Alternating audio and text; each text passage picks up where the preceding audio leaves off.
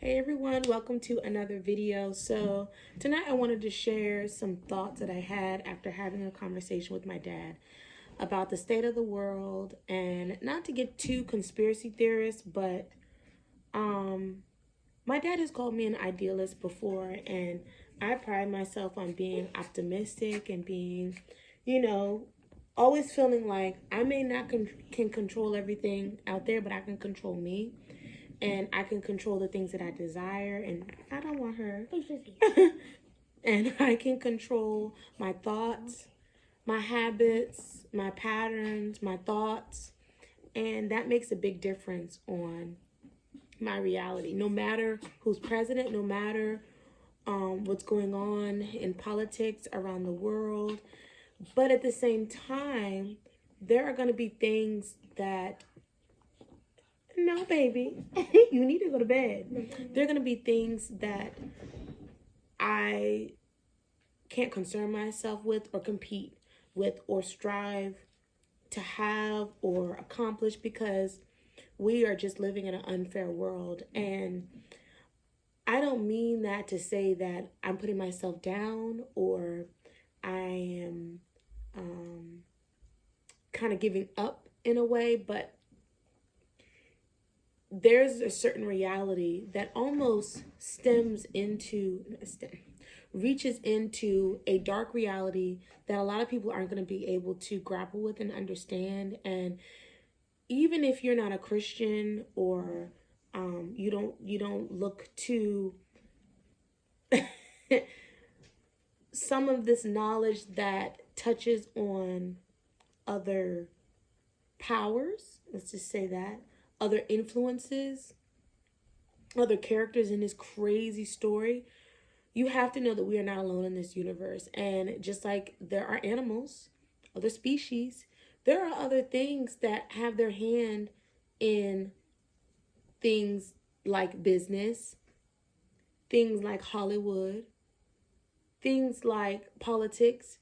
And that's not for us to even dibble and dabble in, because when you cross over, you may have great success. You may have influence, power, fame, fortune, but at what cost? And I wouldn't want to find out. And so if you take yourself and you compare yourself to other people that have done and experienced other things that you can't even fathom with other beings that have a certain influence in these arenas, you're out of your league.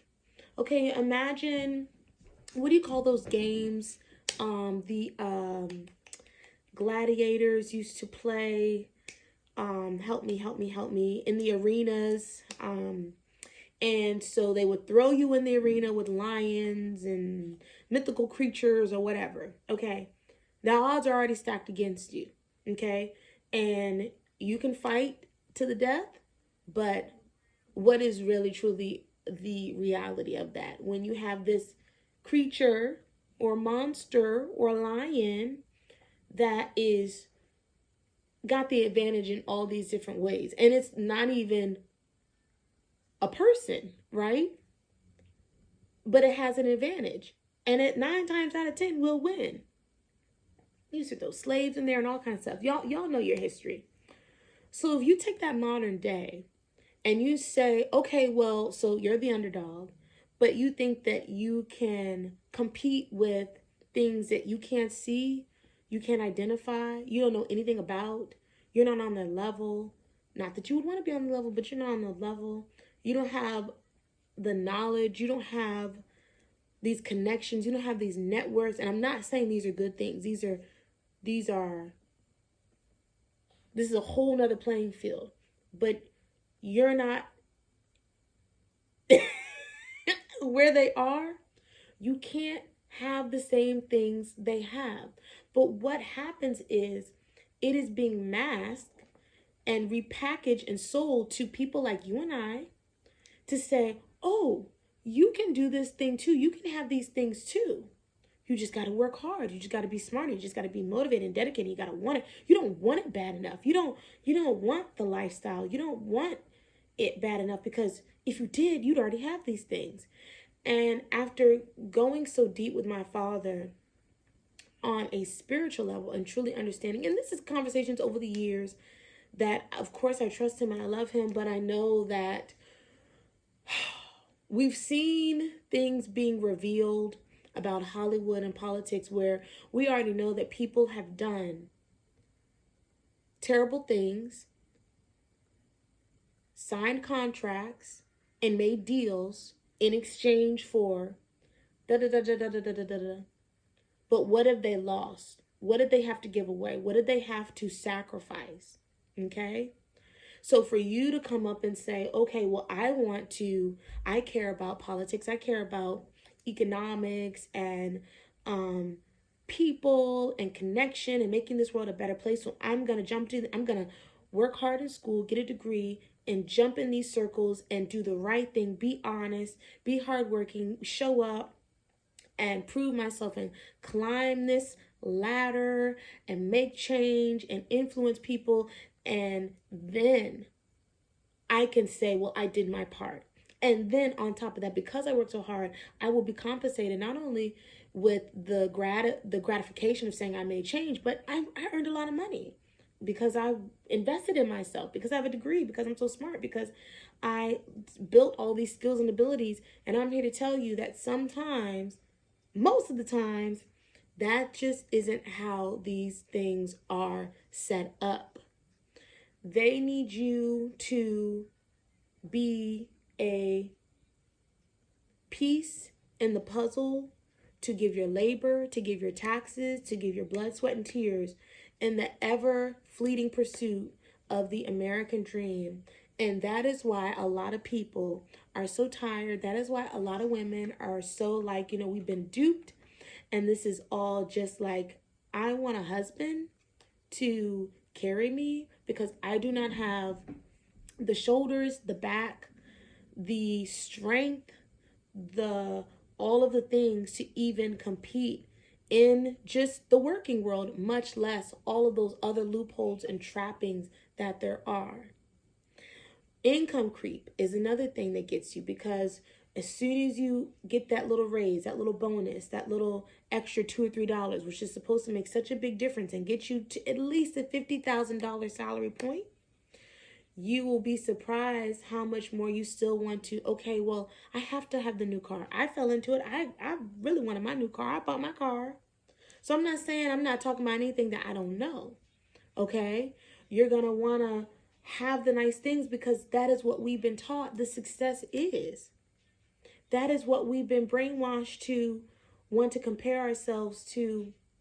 Yes, more. Enjoy, have fun, luxury, soft life, and all these things. But at what cost if you're never able to look around you and say, I'm grateful for what I have. Maybe I have enough and I'm doing what I can, and I cannot continue to compare myself. I cannot be the next Kim K. Maybe I don't want to be the next Rihanna. Maybe I can't. And this is not just a slight against celebrities. This is just about where I've been mentally, because let me tell you, it's been a year since almost a year since I have tried to get back into any type of career path to hone in on the skills that I know I already have, but to be recognized, because there are some key words that really make a difference in you being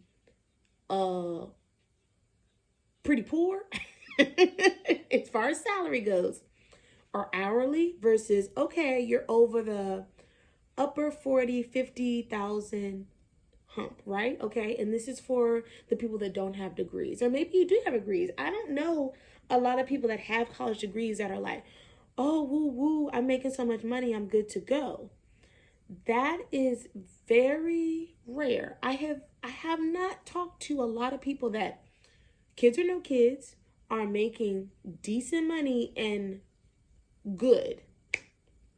I hear mostly of middle age, my age to middle age, saying that things are so expensive and things are so hard and it's a lot, and really trying to make things happen. I take that back. My uncle, because he's so frugal, because he was a lawyer, because he is a government contractor and at one point was working multiple work and home jobs, and I really think that his secret is just that he's just so frugal. He doesn't spend anything. He's not married. He doesn't have young children. His children are grown, so it's not like he's paying child support or alimony or anything like that. So all of his money can do what? To grow and work for him, right? My uncle is in his late 50s, 60, and yeah.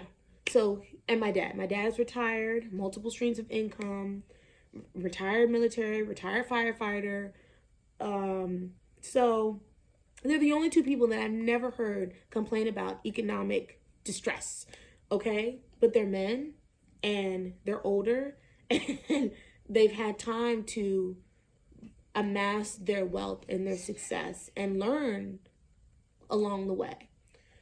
So here I am. I can't compare myself to them. I can't even get on that level, right? Because I haven't had the years, I haven't had the experience, and I haven't had a solid career to back up. Okay, my career was paying me $70, $80, $90, $100,000 a year.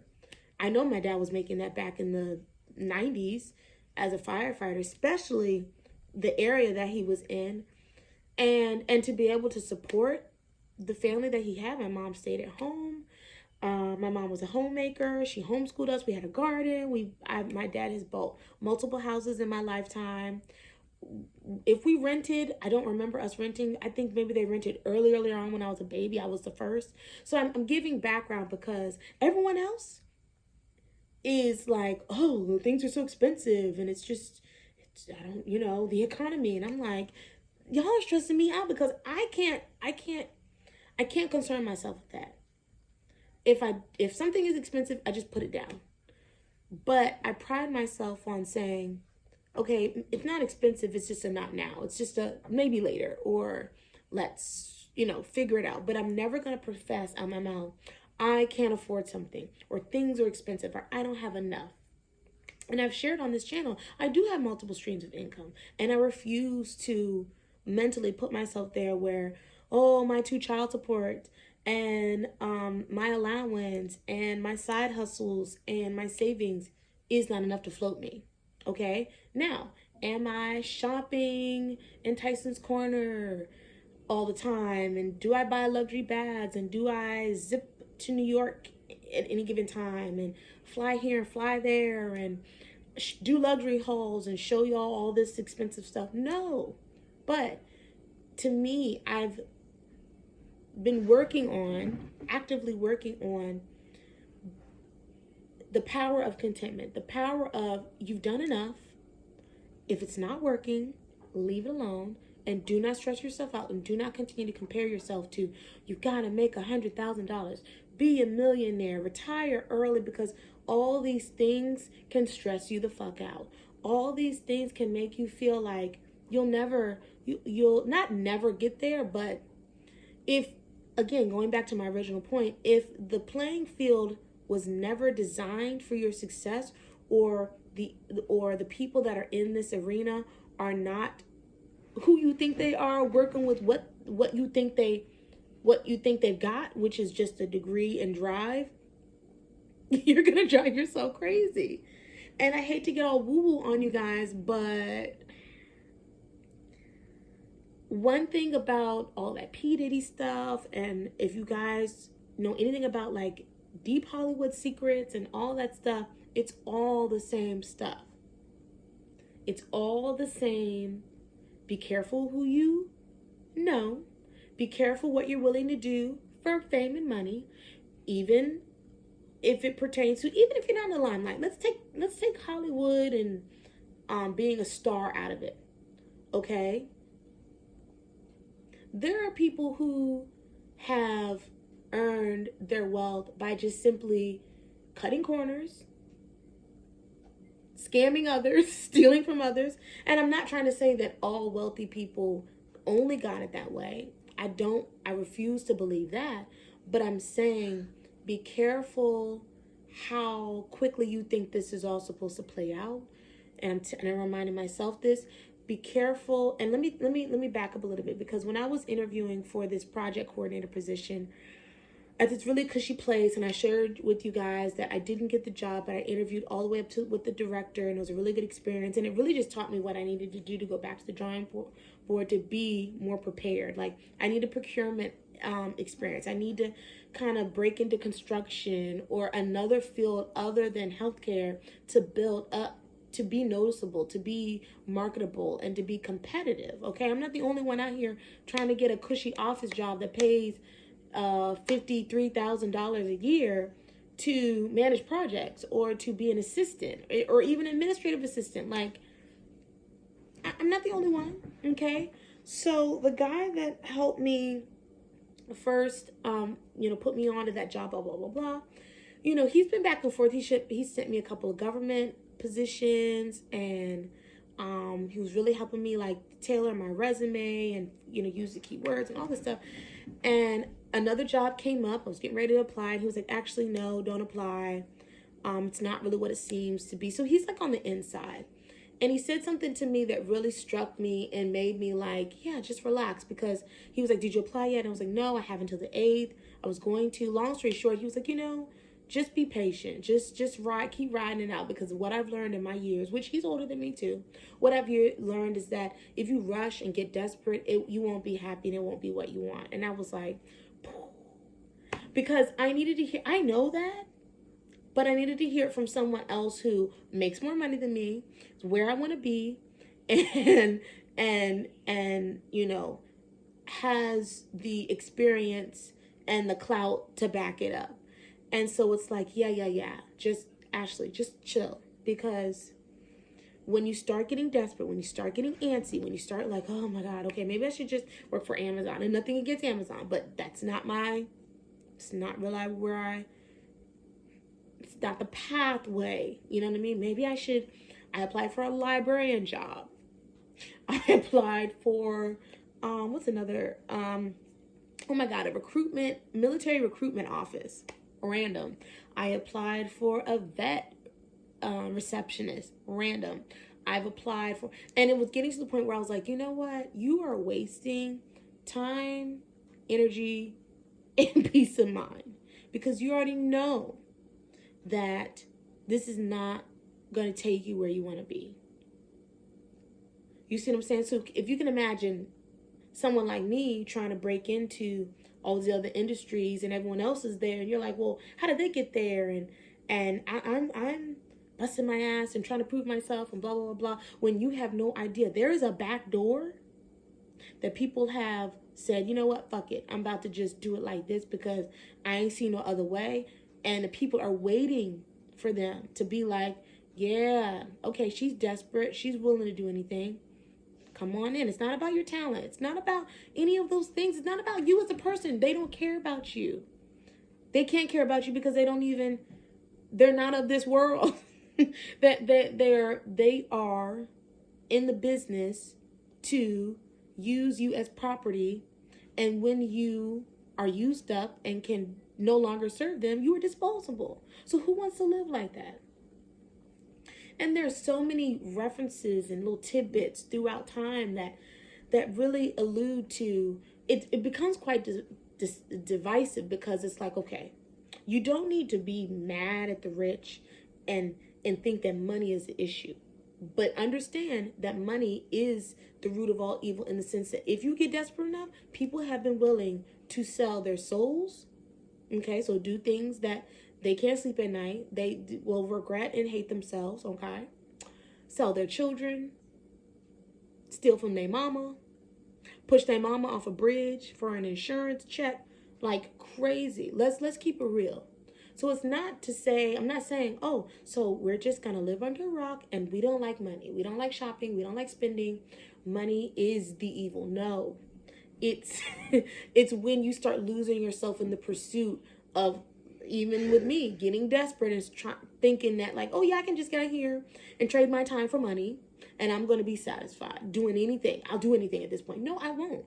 No, I will not. I don't want to do that. Whatever it is, that's not tailored to my skills, talents, passion, blah, blah, blah, blah, blah, blah, blah, blah. Now, that is also not to say that you aren't willing to be in a season of sacrifice to get where you want to be. So it's all about balancing and always coming back to yourself and asking yourself these questions like, okay, really, what is it that I'm doing?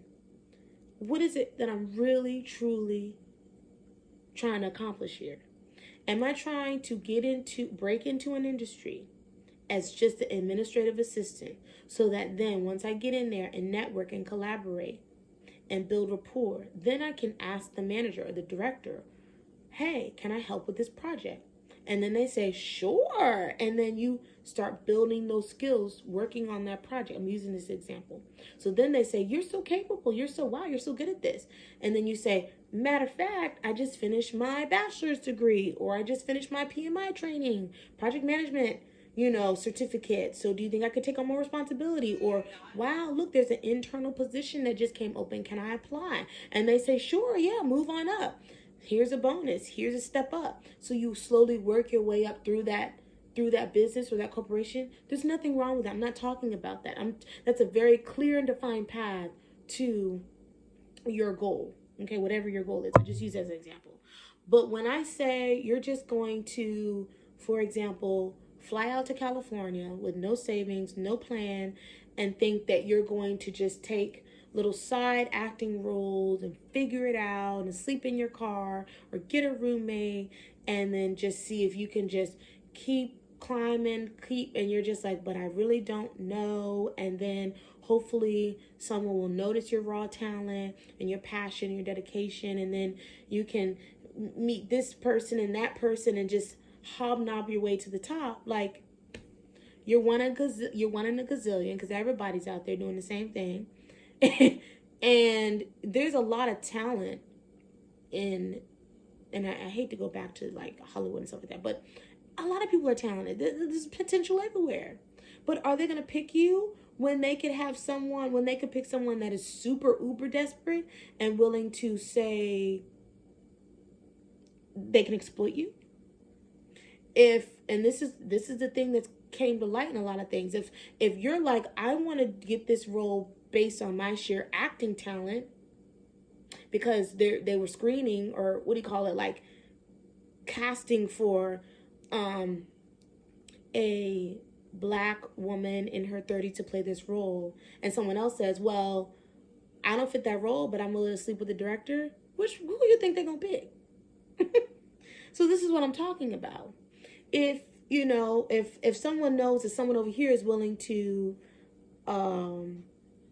again, cut corners, lie, and offer, okay, well, if you do this, I'll give you a cut of this and make a deal, blah, blah, blah. That's one of the things I learned in microeconomics, contractors and different things in business, where like, okay, well, if you approve these buildings for like license and coding and zoning and all this stuff, I said coding, zoning and stuff like that, even if they really don't pass, if you do it anyway and push this stuff through, we'll give you a bonus for just turning a blind eye to some issues that are going on. We'll fix that later. So then this is trickle down of, okay, so someone pays him to say, yeah, it's good to go, stamp of approval. And then so he gets a check, and the person that did the inspection gets a check, and then they get their project approved, and it's a win-win. This is the kind of stuff that goes on. So if you're Mr. Honest Inspector and you go over somewhere and say, no, this is not up to code, I can't approve this, I'm sorry, so you're going to have to fix this, and I'll come back and expect this, and they're going to be like, oh no, they too much on straight now. That's not the right answer.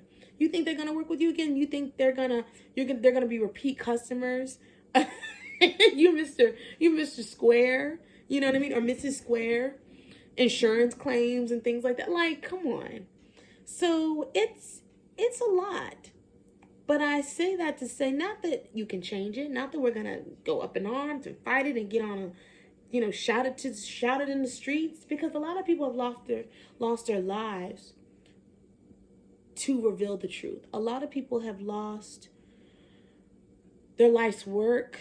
Their books have been banned. They've lost their careers. They've lost their credibility for the sole sake to hide the truth. And let's talk about something. This is another thing my dad and I talked about.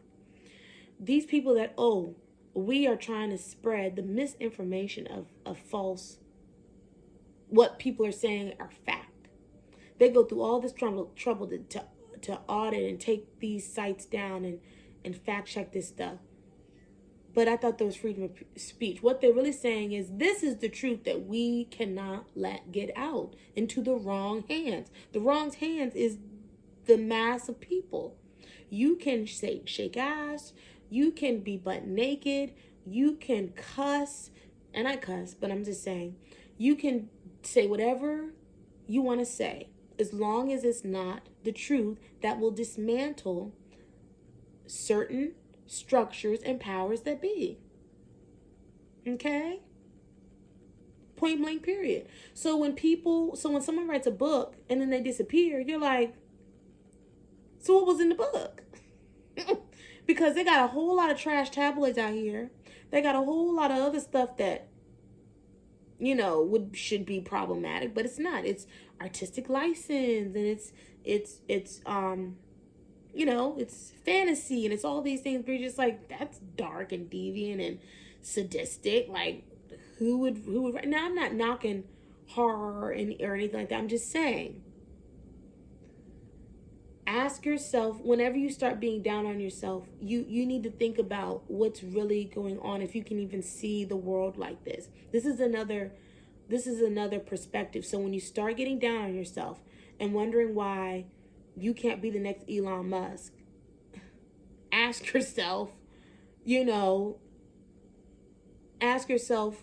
why you would even want to compare yourself to things that you don't understand, and you'll never understand, and you'll never know. Okay? The saying that the best things in life are free truly is something that we need to embrace, not just in a cliche saying, but in reality, because there have been studies and all these things about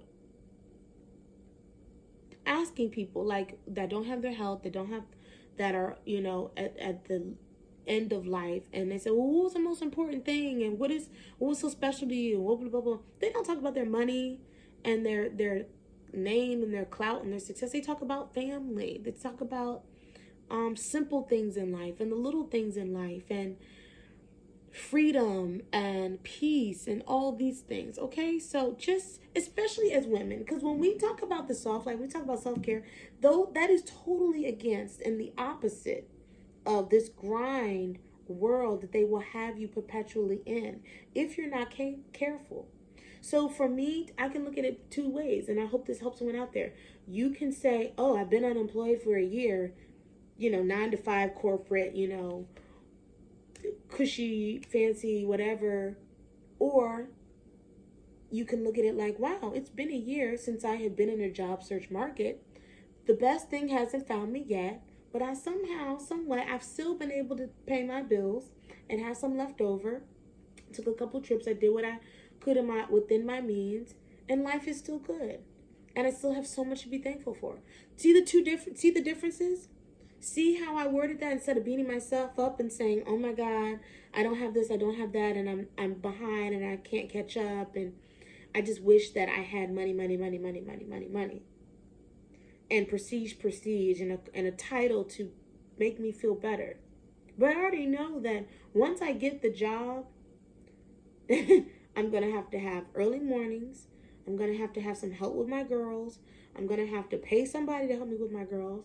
I'm going to have a rigid schedule, and I'm going to have to figure it out and fit that into my long-term goals. Now, as a woman at 35, I'm going to tell you right now, just thinking about it is exhausting, but it is what I have to do at this season of my life, in addition to starting another business, so that I can at least be comfortable. Not be the next Rihanna, not be the next big whatever, just to have a surety in the basics. So I have to relieve myself of saying, you're not doing enough, and you should be doing more. Okay? So I get it when women say, oh, I love myself, and I'm good for it, and I'm making it, but I can't wait to have a husband that can take this load off, because they love all that. They thrive in those arenas. They thrive in that world.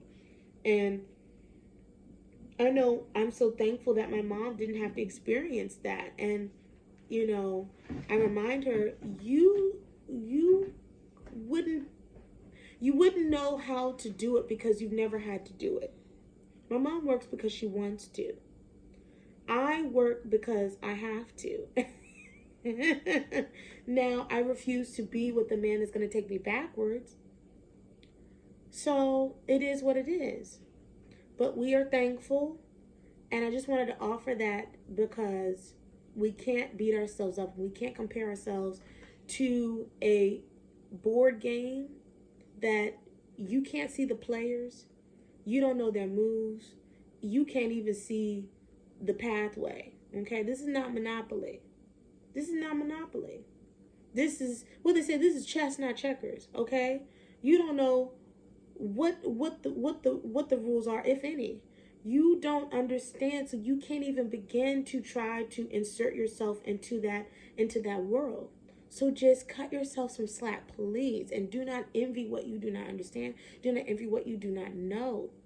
And even if you're not a spiritual person, you don't have to believe in the wind. You don't have to see the wind to believe and know that it's there. Let's take spirituality out of it. You don't have to believe in God, but you know that gravity exists. We can all agree that something put gravity in place. Somebody put these universal laws in place. Somebody also knows how to do some things in the shadows that are not so good. And we're going to leave it at that. Okay, because look at a snake. Last thing, my dad was talking about this. A snake is going to do what a snake is going to do. A snake will not love you. A snake will not respect your boundaries. A snake will not befriend you or decide, maybe you aren't so bad and I won't try to choke the hell out of you or bite you. Okay, no. You'll never know what a snake's going to do. And I know these people, these handlers, they put the snake all, but every day it's a risk. Every day they are gambling and taking a chance, okay? Because at any given time, that snake can say, you know what, I'm feeling like I'm about to let instinct kick the fuck in. And I'm going to do what I am designed to do, which is sustain myself and eat. And if I'm not going to eat you, I just feel threatened and I need to remove the threat. You are a threat. You are handling me. I'm outside of my natural environment. So it doesn't matter if I'm on a school field trip. It doesn't matter how long I've been in this zoo, in this enclosure, and you have handled me and fed me all my life. You have raised me from an egg. I don't care. I have instinct. It is the same thing with these people and or beings that, whatever. Does that make sense? Okay? So, do what you do, stay encouraged, stay smart, and thank you for watching. Peace. Bye.